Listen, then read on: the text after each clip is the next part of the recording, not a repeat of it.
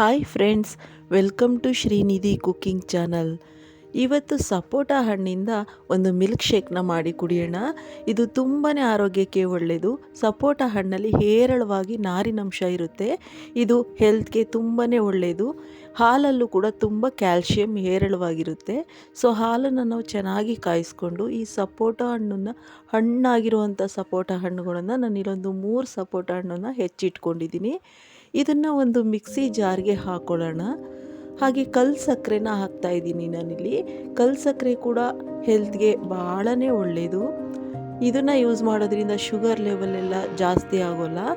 So ಹಾಗಾಗಿ ಎರಡನ್ನೂ ನಾವು ಈ ರೀತಿ ಮಿಕ್ಸ್ ಮಾಡಿಕೊಂಡು ಮಿಕ್ಸಿಲಿ ನೈಸಾಗಿ ರುಬ್ಕೊಂಡು ಇಲ್ಲೊಂದು ಲೋಟಕ್ಕೆ ನಾವು ಹಾಕೊಳ್ಳೋಣ.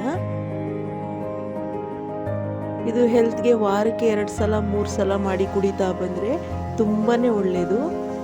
ಸೊ ಈಗ ಕಾದಿರುವಂಥ ಹಾಲನ್ನು ನಾವು ಮಿಕ್ಸ್ ಮಾಡ್ಕೊಳ್ಳೋಣ. ಮಿಕ್ಸ್ ಮಾಡಿಕೊಂಡು ಇದೆರಡನ್ನೂ ಕೂಡ ಮಿಕ್ಸ್ ಮಾಡಿದ್ರೆ ಆಯಿತು. ತುಂಬ ಬೇಗ ಮಾಡ್ಕೋಬೋದಾದಂಥ ಒಂದು ಹೆಲ್ತಿಯಾದಂಥ ಒಂದು ಮಿಲ್ಕ್ ಶೇಕ್ ಇದು. ಯಾರು ಬೇಕಾದರೂ ಮಾಡ್ಕೋಬೋದು.